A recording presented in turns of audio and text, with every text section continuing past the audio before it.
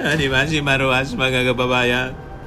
Pinagkakaguluhan pati si pati si First Lady Lisa Marcos. Rockstar, mga kababayan, yung ating Pangulo. Kahit saan pumunta, tingnan naman ninyo ang...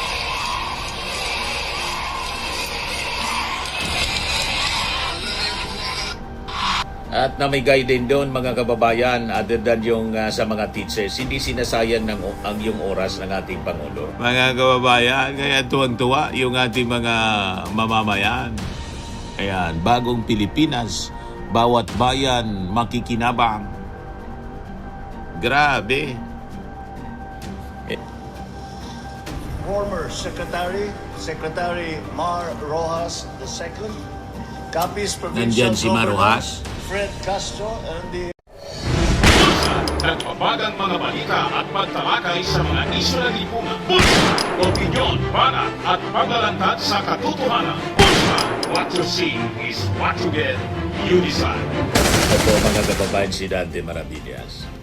Matindi yung napakainit ng pagsalubong sa ating Pangulong Bongbong Marcos, mga kababayan, sa Capiz, sa Rojas.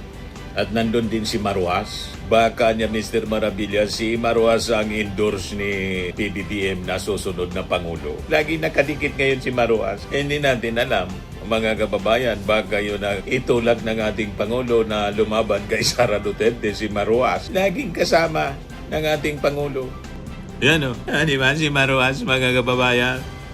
Pinagkakaguluhan pati si pati si First Lady Lisa Marcos. Rockstar, mga kababayan, yung ating Pangulo. Kahit saan pumunta, tingnan naman ninyo ang palakpakan nila. Yan yung mass o-taking ng newly promoted teachers and school heads sa Western Visayas. Sabi ng ating Pangulo, hindi tayo papayag na may guro na magre-retire na Teacher 1. Yan, sabi diyan, mas pinagtibay ang pagkilala at suporta sa sektor ng edukasyon sa Western Visayas. Mahigit sa 8,500 newly promoted teachers at school heads ang nanumpa sa Rojas sa City Capiz sa ilalim ng Expanded Career Progression System. Ngayon lang yan, mga kababayan, nangyari sa administrasyon ng ating Pangulong Bongbong Marcos. Alaga niya lahat ng sektor, mga kababayan. Tingnan naman ninyo kung paano siya pinalakpakan doon sa Rojas. Grabe po. Di ba? Matindi. Ang haba ng palakpakan po.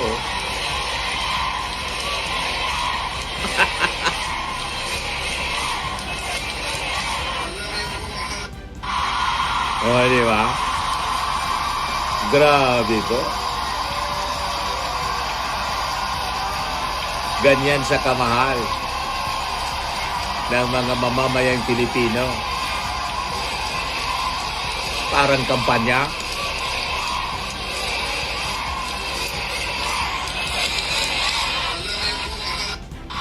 At namigay din doon, mga kababayan, other than yung sa mga teachers, hindi sinasayang ang yung oras ng ating Pangulo. Namigay din ng ayuda. Yan o di ba? With Lisa Marcos. Ayan. Yung ating Pangulo, tingnan ninyo, kayang-kaya niya na magbuhat ng isang sakong bigas. Mga kababayan, kaya tuwang-tuwa yung ating mga mamamayan. Ayan, bagong Pilipinas, bawat bayan makikinabang. Grabe. Kaya galit na galit yung mga DDS kasi walang binatbat yung kanilang Pangulo, si Digong. Si Digong, puro ejike, puro yabang. Ang ating Pangulo may balance po. Lahat ng sektor ay inaasikaso ng ating Pangulong Bongbong Marcos. Pabahay, itong sa mga magsasaka, yung mga teachers natin, yung mga drivers, lahat ito inaasikaso ng ating Pangulong Bongbong. May balance, mga negosyante, walang sektor na naiiwan, mga kababayan. Ito, pakinggan ninyo.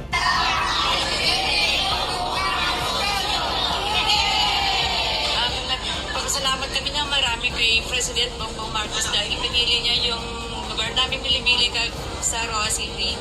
Maraming salamat, President Marcos.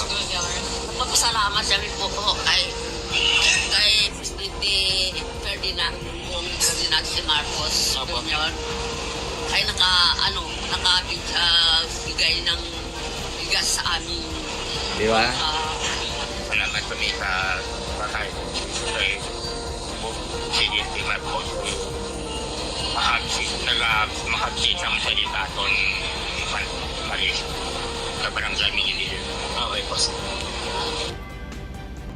Yan, sabi diyan, sa ilalim ng bagong Pilipinas Rice Pro, 500 beneficiaryo na kinabibilangan ng 200 persons with disabilities, solo parents at 300 na magsasaka tumanggap ng tig sa 10 kilong bigas mula sa pamalaan sa pangunguna ng ating Pangulong Bongbong Marcos at unang ginang Lisa Marcos. Ito'y bahagi ng pinalakas na ugnayang pambansa at lokal na pamalaan na mas mapabilis ang paghatid ng tulong at tumitiyak sa seguridad sa pagkain ng bawat pamilyang Pilipino. Yan ang ating Pangulong Bongbong, pati si Lisa Marcos kasama. At wala kang marinig na masasamang salita. Puro lang serbisyo, mga kababayan. Ito yung ating Pangulo sa kanyang mensahe kanina. Capiz 1st District Representative Howard Ginto and the other honorable members of the House of Representatives, our good friend and former Secretary Mar Rojas II, Capiz Provincial Nandyan si Mar Governor Rojas. Fred Castro, and the other governors who are here present. May dadagdag lang ako, Mang Fred, happy birthday. Baka hindi niyo po alam, ay birthday ngayon ni Governor Fred Castro. The Rojas City Mayor Ronnie Dadibas, of course, those who did all the work to make this a success, all of the people from DepEd, the officials and the employees, and the guests of honor. Ang tunay na guest of honor dito sa ating programa ngayon, ang ating mga teacher at mga school head of Western Visayas. At babatiin ko rin ang aking First Lady Luis Araneta Marcos. Nung sinabi ko sa kanya na pupunta ako dito because mag-swear in ang 8,000 na mga teacher at saka mga school head, ay sabi niya, dapat kasama ako dahil unang-una, teacher din ako. Ang Lisa has been teaching since 1995. So more than 30 years na, 31 years na nagtuturo ang aking First Lady. At siguro, ako swerte kasi ako sa pamilya ko, napapaligiran ako ng teacher. Ang lola ko, on my father's side, Lola Sepa, primary school teacher. Ang mother ko, ganun din, primary school teacher. Ang mga auntie ko, mga pinsan ko, marami sa kanila ang naging teacher. Kaya mahaba ang tradisyon sa pamilya namin nang kinikilala ang ating mga guro. At kasama ko na dyan, siyempre pinangungunahan ng ating number 1 teacher, o kahit na hindi number 1 sa Tagal, number 1 in my heart na teacher. Di ba? Hindi ko sinasabi yun dahil may atraso ako. Talagang I mean it. Ang aking mga kasamahan sa pamahalaan, distinguished guests, ladies and gentlemen, good morning, maayong adlaw. Naka-recover na ang ating Pangulo, kitang-kita sa pangangatawan. Maraming salamat sa napakainit na pagtanggap. Tumaba na siya po. Sa amin. Noong huling bisita ko rito, nag-abot kami ng tulong sa ating mga kababayan na kapisnon. Kabilang ang mga masisipag na magsasaka at mga mangingisda dito sa inyo. I am fortunate today to be surrounded by people who are just as dedicated and hardworking, our teachers and school heads. We gather here today to recognize and to celebrate the years that you have devoted to teaching, and to serving our young people. And when you serve our young people, you are serving the future of our country. So this moment is about dignity in your profession, clarity in your path, and momentum in your careers. Ngunit kasabay ng pagdiriwang na ito, kinikilala din natin ang mga hamon na hinaharap ninyo sa inyong profesyon. Alam naman natin na sa mahabang panahon, mapagal ang pag-unlad sa profesyon ng ating mga guro. Sa kabila ng inyong sipag, kakayahan, dedikasyon, kailangan pang maghantay ng taon at kuminsan dekada upang umangat ang ranggo mula sa Teacher 1 patungo sa Teacher 3 dahil limitado lamang ang posisyon. Unfortunately, some teachers were forced to leave the classroom and the profession that they chose with passion. Because when the progress takes too long and the opportunities are scarce, the system is not fair. And that is what this administration immediately recognized that it had to be changed. So we took action to address it. One of the many recent efforts we have implemented is the expanded career progression system. The system defines clear career lines and offers two distinct pathways: classroom teaching and school administration. Whether you remain in the classroom or you take leadership roles in school management, that choice is now up to you. It is your choice. Mas pinalawak ang inyong oportunidad sa pag-angat ng akma sa inyong kakayahan at piniling trabaho. Hindi na kailangan antayin ang tamang pagkakataon dahil ngayon ang sistema na mismo ang magbubukas ng pinto para sa inyo. Just as you have guided your students to grow, the system supports you and your growth as professionals.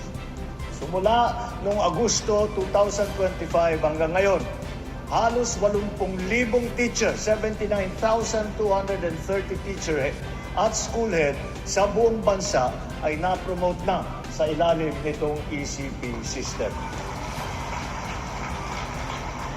Sa bilang na ito, mahigit 8,500 guro na mula naman dito sa Western Visayas. Kabilang dito ang 124 na guro na malapit na magre-retire pero nag-aantay pa rin ng kanilang promotion. Di pa rin ito natatapos. Dahil po, pinangako ko sa inyo ito nung aking SONA at kailangan natin ipatupad ang mga napakahalagang pangako na ating binigay sa inyo. Kaya sinabi ko, hindi na tayo papayag na merong guro na magre-retire ng Teacher 1 dahil hindi naman talaga tama yun. Meron pang kaming nakabinbin na promotion na kasalukuyan nating isinasakatuparan upang matiyak na walang guro na maiiwanan.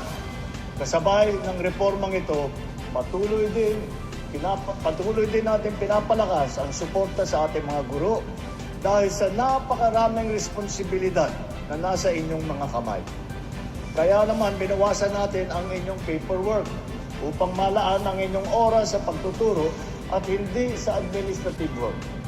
Nagdagdag din tayo ng higit sa 61,500 teaching position mula 2022 hanggang 2025 upang mabawasan ang teaching load ng mga guro at mas matutukan ang bawat estudyante.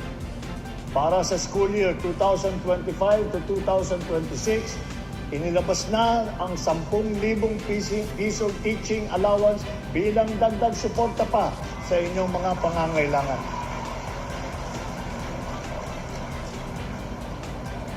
Kamakailan lamang sa pakikipagtulungan ng DepEd at saka ng Pag-ibig, yung Pag-ibig Fund po, binibigyan na rin ng priority access sa abot kayang pabahay ang mga guro at DepEd personnel.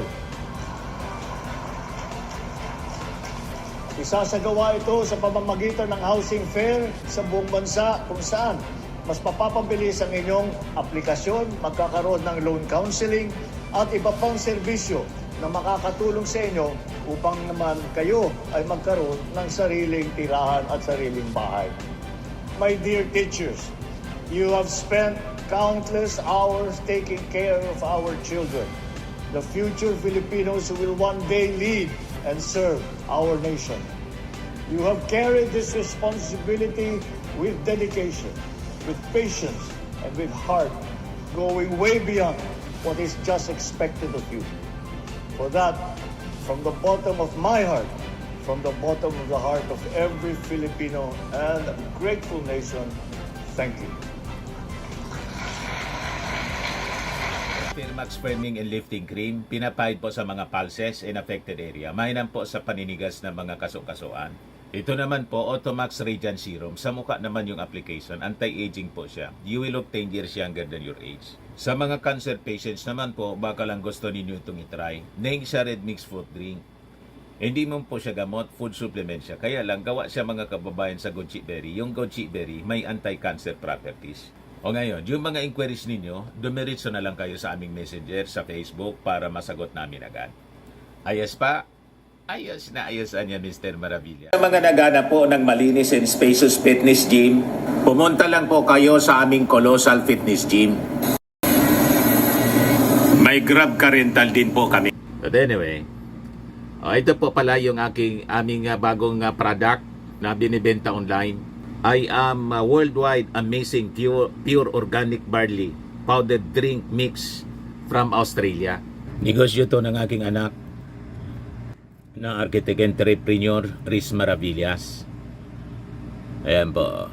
Kontakin na lang po ninyo siya, Riz Maravillas on Facebook. Ang mga health benefits niya, boost immunity, improves digestion, enhance energy levels, packed with antioxidants, prevent cancer. Ito naman po yung bago naming product na binibenta online. Eye Glow Serum, whitening po siya. Tingnan ninyo yung epekto sa aking anak na architect before and now. Yung mga inquiries po ninyo, dumiretso na lang kayo sa kanyang Facebook account, Riz Maravillas.